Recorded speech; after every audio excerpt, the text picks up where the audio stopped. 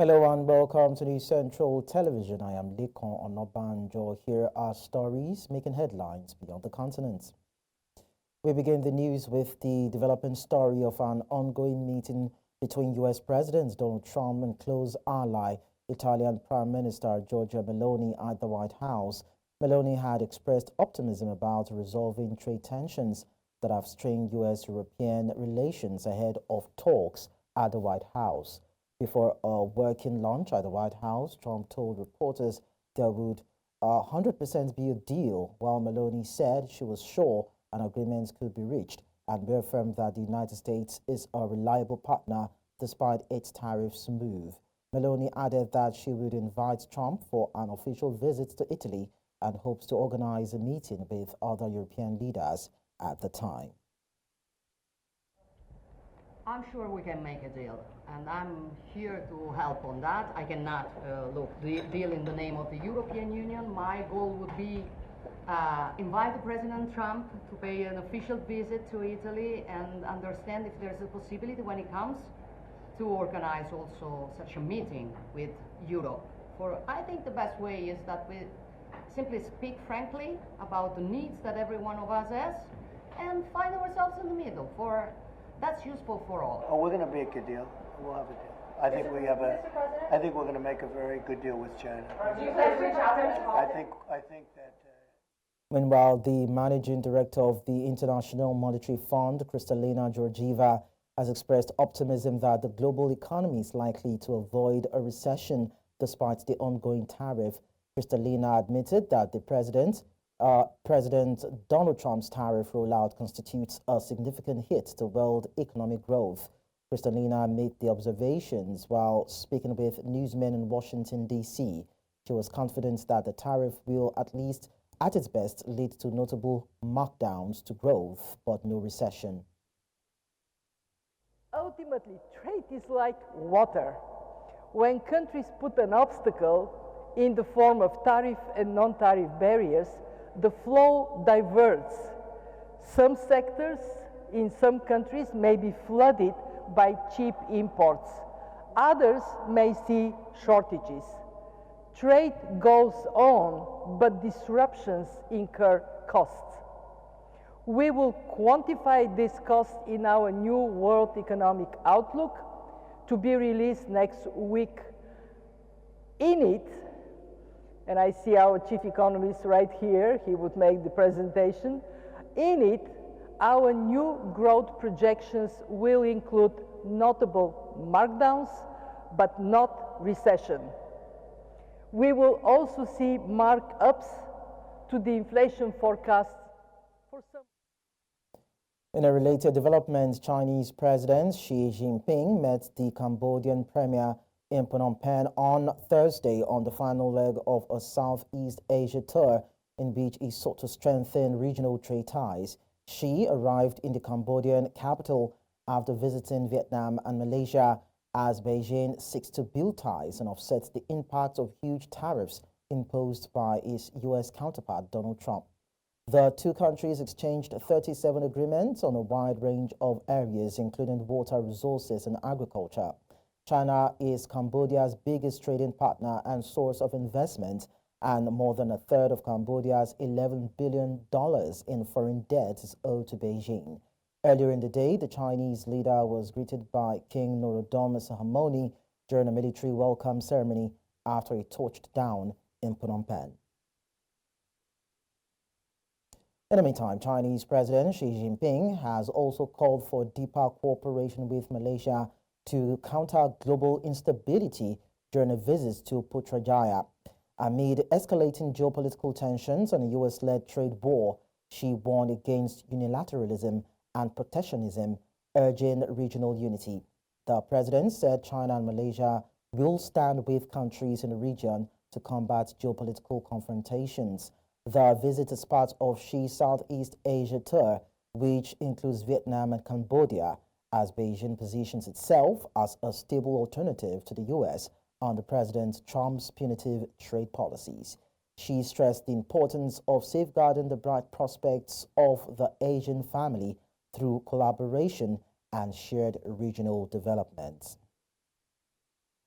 Now, as Chinese investment floods into Cambodia, particularly the coastal city of Sihanoukville, local entrepreneur King Shen has tapped into the growing demand for Mandarin skills.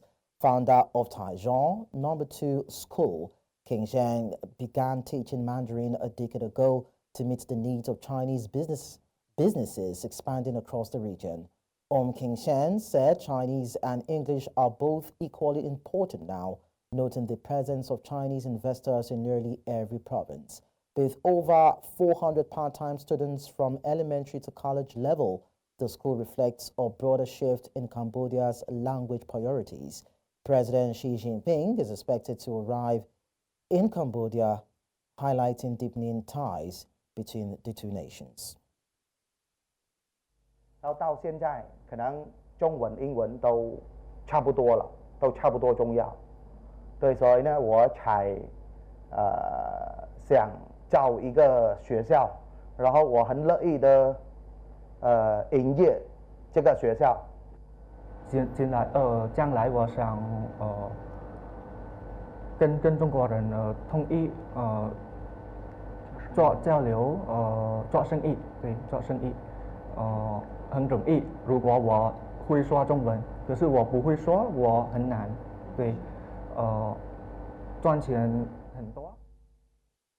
Away from that, Canada's main election candidates have given remarks following the first debate of the campaign ahead of the April 28th vote. Prime Minister Mark Carney, who succeeded Justin Trudeau on March 14, has avoided major missteps during the French language debate, despite concerns over his fluency. Carney, leading the Liberal Party, faced sustained attacks from Conservative leader Pierre Poilievre, but has gradually appeared more confident during the event. Carney reiterates that his economic expertise makes him the best candidate to counter U.S. President Donald Trump's aggressive trade policies. He said Canada must respond decisively. Poilievre, a fluent French speaker, however, pledged to put Canada first while blaming Liberal leadership for past economic vulnerabilities. Other candidates, including NDP's Jacques Singh and Bloc Québécois leader Yves-François Blanchet, also participated, though polls have shown a tightening two-party race. One of the differences, there are many, but one of the differences between the two of us goes to the question I was just asked, which is I put much more emphasis on the economy, on growing the economy. In fact, in this circumstance that we're in, given the scale of the crisis and what needs to be done, I would say a relentless focus on growing the economy to work for all Canadians. Well, what I have said is when there is a crime involved, including crimes of vandalism, that visitors to Canada should be deported. You simply can't come here and firebomb a Jewish bakery or someone's home or smash windows out of a political riot and expect to stay in this country if you are on a visitor visa. Dans une situation où un groupe terroriste traverse la frontière pour délibérément cibler les enfants, les femmes et les civils, un pays n'a aucun choix autre que de se défendre. Est-ce qu'un tel pays devrait prendre tous les efforts pour éviter les tragédies des autres civils? Absolument. Well, earlier, our international correspondent, Arthur Hagen, shared some perspectives on the Canada election processes. Here is what she had to say. Always show up when people come to the ballot box. So housing, immigration, the economy, and of course, climate change. Now, it's a bit of a two-horse race. Liberals and Conservatives are up there as the main candidates, and the Conservatives gave their thoughts on housing and said that we don't need bureaucracy, we need more front doors. So basically we need more houses to be built. Now the Conservatives and the Liberals found some common ground on energy, saying that Canada needs to ramp up its oil and gas production. On immigration, something that's become a hot button topic for Canadians because of their capacity to be able to accommodate new people into the country, immigrants and asylum seekers. Canada has seen a rapid population. For more on federal elections in Canada, I'm joined by Dr. Tochukwu Modo. Now, Dr. Modo is an African Canadian, and he joins me to shed more light on the impact of African community in the outcome of federal elections in Canada. Dr. Modo, thank you so much for coming around. Thank you for having me. All right. So, as an African immigrant in Canada, are you eligible to vote in the federal elections? No, just like Nigeria, you also need to be a citizen to vote, and you also need to register for the elections to be able to vote for the elections. Currently, I'm a permanent resident, so until I become a citizen, you're not allowed to vote in the elections. All right. So then, how significant now is the percentage of African descent, most especially those who are part of the country now voting in the elections, and can that number impact a certain outcome? Yeah, well, from what I've seen so far, I think Africans are, even our population here is now quite much. So Canada is a very large country with African population, a good decent amount of African population. So the population is still not enough for us to make a significant impact. For example, I heard that I think in the 2001 election, about 70 blacks came out for ran for political offices, but only 9 blacks got elected into political office. So you find out that our population is still a problem for us. Voter turnout rate among African Canadians in recent federal elections, the ones that you've seen, and in your opinion, does probably racial identity influence political participation? Yes, I think so. Yeah, because no matter how we want to think about it, the color of our skin is entirely different from theirs, So somehow it affects our participation in politics. Some people are just not interested. And again, being an immigrant, some people, they still have the mentality they want to sort themselves out in the country first. So election is not what they're really thinking about right now. To believe it's left for the white, let them do their thing. But I believe that with time and with more sensitization, more Africans or more blacks will actually be joining the electoral process. Does that now mean that African Canadians are not well represented in federal, provincial, and municipal governments? Yes, in my opinion, they're not well represented. They're not. All right, so then what issues are most important to African Canadians in terms of voting, and are these issues captured by political parties? I would say the issues about the borders of racial equity and even discrimination policies. Yeah, in Canada, there are anti-discrimination policies to make sure that, that's why you keep saying that racism is softened in Canada. Unlike some other countries where it is very, very paramount. In Canada, racism is subtle, and these things are things that are designed to encourage people to participate more. And again, economic opportunities and the employment opportunities are also not the same, though, because we're Africans, sometimes the jobs we can access are limited, the quality of things we get are limited, even the justice system and everything. So I think all these systems go a long way in affecting our participation in government. There are lots of issues. So if I'm to summarize, I would say it borders down on racial equity, economic opportunities, and even the justice system. So now that there are pressing concerns and we don't have appreciable number of African Canadians participating in elections or contesting some political posts in the country. So are there ways now that these African diasporic organizations now contribute to Canada's democratic processes? Yes, because just like Africans know that once we elect our own person, we have more representation in the government. So what happens then is that more blacks are trying to come out to run for offices, so they can actually present a voice for their provinces. We want our voices to be heard. There are some things I believe that should be changed in the system, and we can only effect these changes when we are in the corridors of power. For example, they make immigration look so enticing, but you find that some professionals, they leave their country and they get here, they can't access the quality of jobs they had back home. You understand? So these are pressing issues that Africans face in diaspora, which I believe that if we are more involved in politics, it will also help us to achieve some of these aims. All right, thank you so much, Dr. Tochukwu Modo, for sharing your thoughts with us on the news. Thank you. You're watching Beyond the Continents. We'll go on a break. When we return, we'll bring you the rest of the stories. Don't go away. And thanks for staying with us. Let's now move over to Gaza, where a wave of Israeli airstrikes has hit multiple encampments for displaced Palestinians across the Gaza Strip in the past 24 hours, killing dozens of people. This, according to the enclave's civil defense agency. Agency spokesman Mahmoud Basal said Israel's targets overnight included several tents in the al-Mawasi area of the southern city of Khan Younis. The al-Mawasi area was designated by Israel as a so-called humanitarian zone. كل الخيام اللي حارقين اساسا بنناشد كل الامه العربيه وكل الاسلام يشوف حل الموضوع هذا ووقف من الحرب اللي بصير هذا اللي صار سمعنا صوت صاروخ بعد هيك نيران اشتعلت نيران كثيفه نيران حتى الجيران هرعت للمكان على اساس انه طفي ما قدر يطفي النار.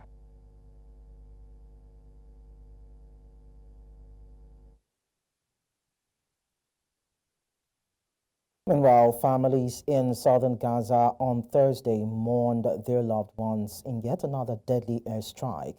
At a Nasser hospital in Khan Younis, heartbroken relatives gathered around the bodies of those killed in an overnight Israeli airstrike. The attack targeted tents sheltering displaced Palestinians in the al-Mawasi area. According to Gaza's civil defense agency, at least 37 people were killed in a series of airstrikes, many of them women and children. The agency says the victims were mostly civilians seeking refuge in makeshift camps.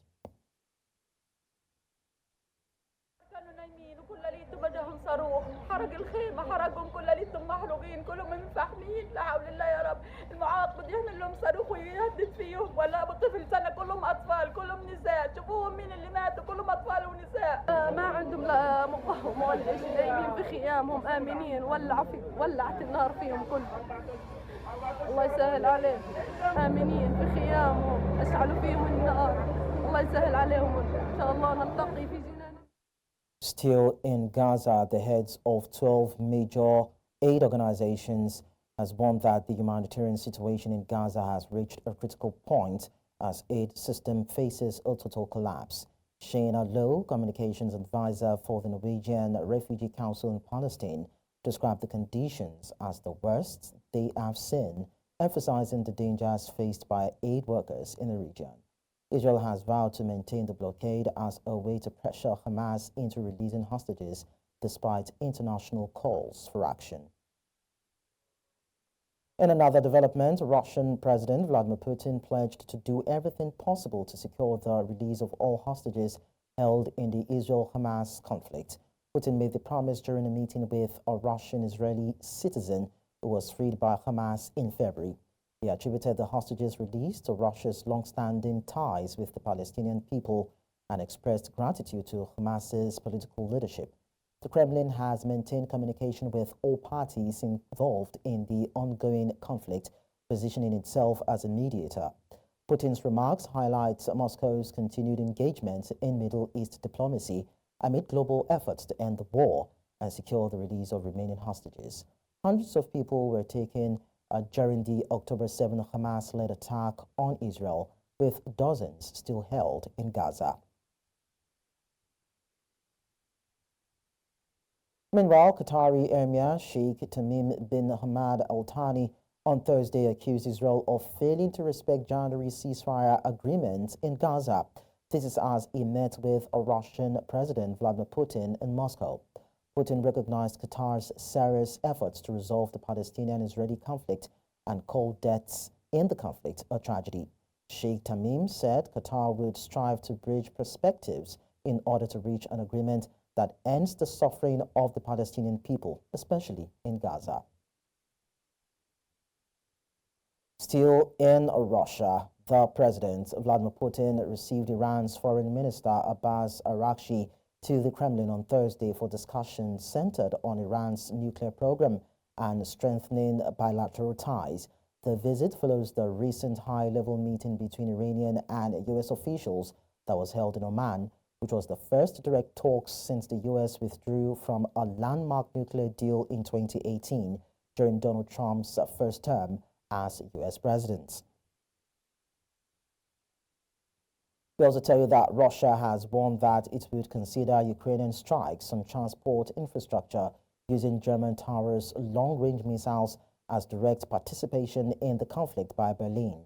The warning came after Germany's Chancellor-in-Waiting, Friedrich Merz, says he was open to supplying the long-range missiles to Kiev.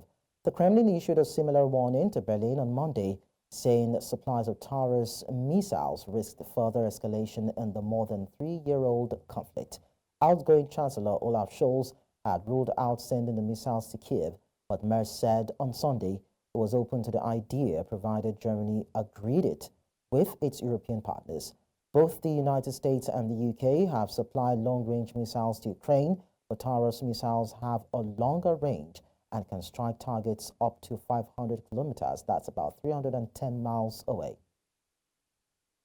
Поскольку без непосредственной помощи военнослужащих Бундесвера боевая стрельба этими крылатыми ракетами невозможна, удар ими по любым российским объектам критически важной транспортной инфраструктуры в качестве...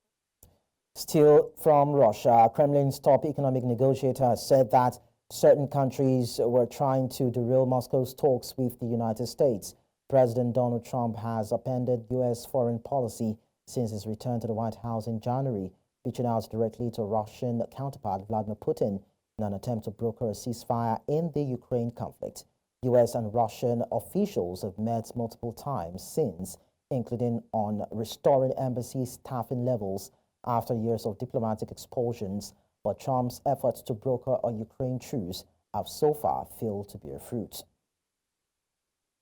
Встреча была крайне продуктивна, но, как я и раньше говорил, очень много людей, структур, стран пытаются сорвать наш диалог с Соединенными Штатами. Очень активно идет пропаганда против России в Соединенных Штатах на различных масс-медиа. Поэтому очень важно доносить российскую позицию напрямую, и, безусловно, это было сделано.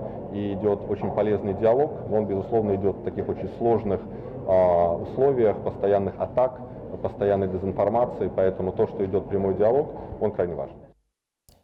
Away from that, Pope Francis earlier in the day paid a surprise visit to Rome's Regina Coeli, one of Italy's most overcrowded prisons, to offer well wishes to inmates ahead of Easter.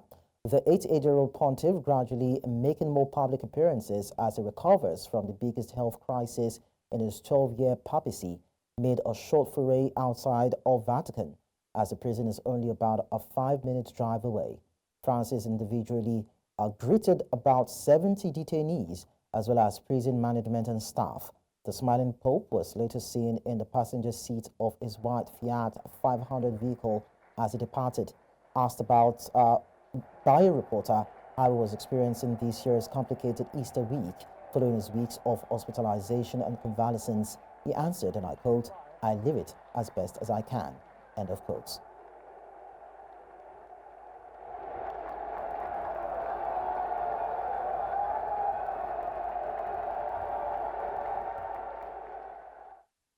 That's all on Beyond the Continent. Do remember that you can send your eyewitness report to the WhatsApp number on the screen. You can follow us on social media too. We are at News Central TV. Watch us live on News Central. That is DSTV channel 422, GoTV channel 23, Star Times channel 274, Avo TV, and YouTube. Many thanks for watching. I am Lekon Onabanjo.